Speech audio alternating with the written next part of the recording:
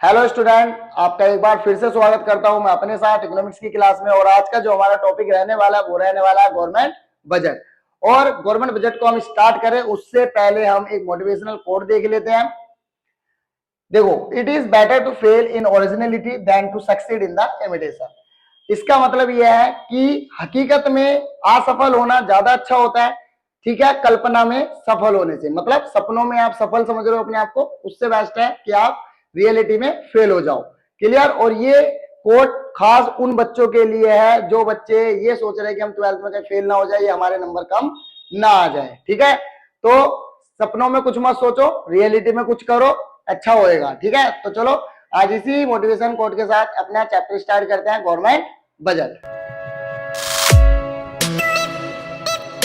तो चलो बेटा जी जल्दी से स्टार्ट करते हैं अपना गवर्नमेंट बजट। सबसे पहले हम इसकी मीनिंग पढ़ेंगे। इसकी मीनिंग है क्या वो जरा बात करता है। आपको मैं बता देता हूं, ये एक तरीके का स्टेटमेंट होती है, ठीक है, जिसके अंदर ये शो किया जाता है कि कितनी रिसिप्ट होगी, कितनी एक्सपेंडिचर होगा, ठीक है, गवर्नमेंट का इन फिस्कल ईयर। फिस्कल ईयर मतलब जो फाइनेंशियल ईयर होता है हमारा, उसको हम कहते हैं। ठीक है, अब आपने अकाउंट्स तो पढ़ी है तो फाइनेंशियल ईयर तो आपको पता ही होगा। ठीक है, तो इतना बताने की जरूरत नहीं है मुझे, बट फिर भी मैंने यहाँ पे लिख दिया आपकी हेल्प के लिए कि हमारा जो फाइनेंशियल ईयर है वो 1 अप्रैल से 31 मार्च तक का होता है। अब बात करते हैं मीनिंग क्या होती है हमारी बजट की या गवर्नमेंट बजट की। तो आपको बता देता हूँ, तो है ना, एनुअल स्टेटमेंट होती है एक तरीके की। ये हर साल लाई जाती है, हर साल बनाई जाती है, जो शो करती है item wise estimation of receipt and expenditure during a fiscal year. मतलब हर एक आइटम के हिसाब से वहां पे ये चीज एस्टिमेट किया जाता है कि कितना रिसिप्ट होगा, उसको लेकर कितना उस पर एक्सपेंडिचर होगा। ओके, तो यही हमारी स्टेटमेंट कहलाती है गवर्नमेंट बजट, जिसको हर साल हर फाइनेंशियल में 1 अप्रैल को क्या कर दिया जाता है, इफेक्ट कर दिया जाता है, मतलब लागू कर दिया जाता है। ओके, तो चलो अब जल्दी से इसके ऑब्जेक्ट पढ़ते हैं। One eternity later. जैसे अभी हमने पढ़ा गवर्नमेंट बजट की डिफाइन क्या थी या उसका मीनिंग क्या था, है ना। तो अब हम उसी के बेस पर क्या ऑब्जेक्टिव होते हैं हमारे गवर्नमेंट बजट के, उसके बारे में पढ़ते हैं। तो सबसे पहला जो ऑब्जेक्टिव होता है हमारी गवर्नमेंट बजट का, वो होता है एलोकेशन ऑफ रिसोर्सेज या रीएलोकेशन ऑफ रिसोर्सेज।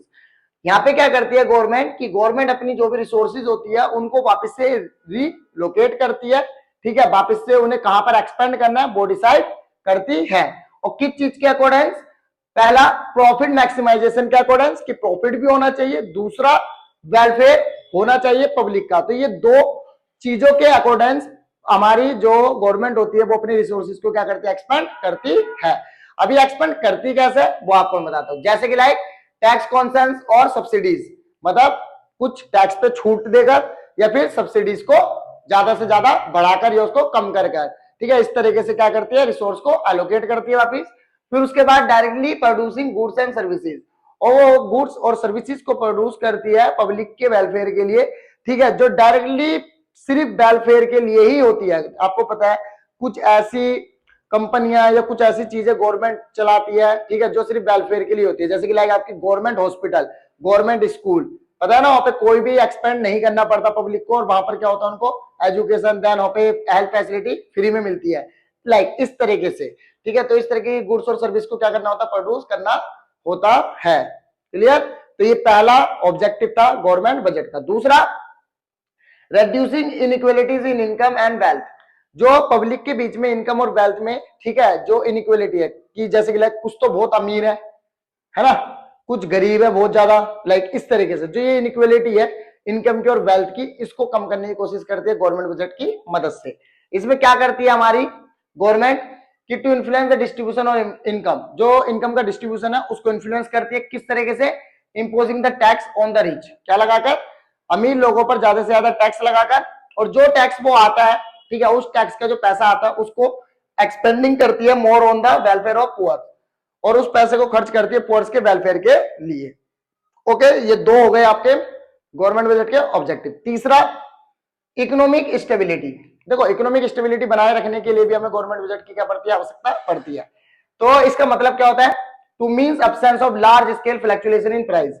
आपको पता मार्केट में बार बार प्राइस कभी ऊपर आ जाता है, कभी नीचे गिर जाता है, कभी ऊपर कभी नीचे, कभी ऊपर नीचे होता रहता है ना, इसे ही हम कह रहे हैं फ्लक्चुएशन इन प्राइस। तो इसको कंट्रोल करने की कोशिश करती है गवर्नमेंट हमेशा, और जैसे कि इन्फ्लेशनरी और डिफ्लेशनरी गैप तो मैंने आपको पढ़ाई है, उनको जो कंट्रोल करती है ना, तो उसी को हम कहते हैं इकोनॉमिक स्टेबिलिटी। ओके, तो फोर्थ है हमारा मैनेजमेंट ऑफ पब्लिक एंटरप्राइज। तो पब्लिक एंटरप्राइज मतलब वो सारे एंटरप्राइजेस जो गवर्नमेंट ने सिर्फ पब्लिक वेलफेयर के लिए बना रखे हैं। तो अब उन पे ये डिसाइड किया जाता है बजट के अंदर कि कितना एक्सपेंडिचर करना है हमें उन पब्लिक एंटरप्राइज पे, ठीक है, वो भी डिसाइड किया जाता है बजट के अंदर ही। ओके, वही पांचवी इकोनॉमिक ग्रोथ। इकोनॉमिक ग्रोथ का मतलब इंक्रीजिंग इन रियल जीडीपी। और इकोनॉमिक ग्रोथ करने के लिए भी गवर्नमेंट बजट में तय किया जाता है, क्योंकि देखो इंफ्रास्ट्रक्चर पे पैसा खर्च करना है, क्योंकि इंफ्रास्ट्रक्चर अच्छा होगा तो ही जो इकोनॉमिक ग्रोथ होगी, डेवलप होगा जल्दी से जल्दी। तो इन सब चीजों को बहुत ज्यादा क्या करा जाता है, डिसाइड किया जाता है कि कितना एक्सपेंड करना है और कितना हमें रेवेन्यू से मिलेगा, ये चीजें हम डिसाइड करते हैं उसके अंदर। क्लियर? मेन तो आप एक्सपेंडिचर मान के चलो बस कि कितना एक्सपेंड करना है उसके ऊपर, ठीक। देन छठा, रेड्यूसिंग रीजनल डिस्पैरिटीज। मतलब आपको पता है हमारे देश के अंदर कुछ स्टेट या कुछ कंट्री साइड्स ऐसी हैं जो डेवलप हैं और कुछ ऐसी हैं जो बिल्कुल ही बैकवर्ड है। क्लियर? तो जो बिल्कुल बैकवर्ड एरियाज है ना, उन एरियाज के लिए स्पेशली, ठीक है, बजट के अंदर क्या करा जाता है, एक स्पेस रखा जाता है जहां पे डिसाइड किया जाता है कि इस पर्टिकुलर रेंज पर इतना पैसा खर्च किया जाएगा, ठीक। तो उसे आजकल हम क्या कहते हैं, सेज कहते हैं, स्पेशल इकोनॉमिक जोन बोल दिया गया है उन बैकवर्ड एरियाज को जहां पर गवर्नमेंट स्पेशली क्या कर रही है, फोकस कर रही है। ओके, तो यहाँ पे ज्यादा से ज्यादा पैसा खर्च किया जाता है ताकि ज्यादा से ज्यादा एम्प्लॉयमेंट जनरेट किया जा सके और जो डिस्पैरिटीज है रीजनली उसको कम किया जा सके। अब सातवां, एम्प्लॉयमेंट जनरेशन। अब एम्प्लॉयमेंट जनरेशन में क्या होता है कि गवर्नमेंट जब ज्यादा से ज्यादा एक्सपेंडिचर करेगी तो खुद आप सोचो, कंस्ट्रक्शन हो रहे हैं, फ्लाईओवर्स बन रहे हैं, ब्रिजेस बन रहे हैं, इन सबसे क्या होता है, एम्प्लॉयमेंट जनरेट होता है। तो इस तरीके से तो एम्प्लॉयमेंट जनरेट करने के लिए भी गवर्नमेंट को क्या करना पड़ता है, गवर्नमेंट बजट में तय करना पड़ता है कि कितना एक्सपेंडिचर हमें इन चीजों पे भी करना है। तो ये सारे के सारे जो 7 आपके गवर्नमेंट बजट के ऑब्जेक्टिव थे, ठीक। अब इसके साथ हमारा जो गवर्नमेंट बजट होता है उसके कंपोनेंट्स क्या होते हैं, तो 2 कंपोनेंट्स होते हैं, पहला रेवेन्यू बजट, दूसरा कैपिटल बजट। तो ये 2 बड़े कंपोनेंट है हमारे गवर्नमेंट बजट के, जिनको हम नेक्स्ट क्लास में पढ़ेंगे। क्लियर? अभी फिलहाल इतना ही। और अगर आपको ये वीडियो अच्छी लगी और आपके लिए हेल्पफुल है तो वीडियो को लाइक जरूर कर देना यार, ठीक है, और सब्सक्राइब कर लेना चैनल को, बेल आइकन का बटन ऑल पे सेट कर लेना ताकि आपको सभी वीडियो की अपडेट मिलती रहे, ठीक। और आप सबसे पहले एक काम ये करो, इसका स्क्रीनशॉट भी ले लो। 2000 years later. ठीक है, और बाकी तो फिर आपको पता ही है कि God's plan is better than our plan, ठीक है। तो विश्वास रखो, पढ़ते रहो, आपके मार्क्स अच्छे ही आएंगे, ठीक है। तो जब तक मतलब नेक्स्ट क्लास के लिए आपको बाय।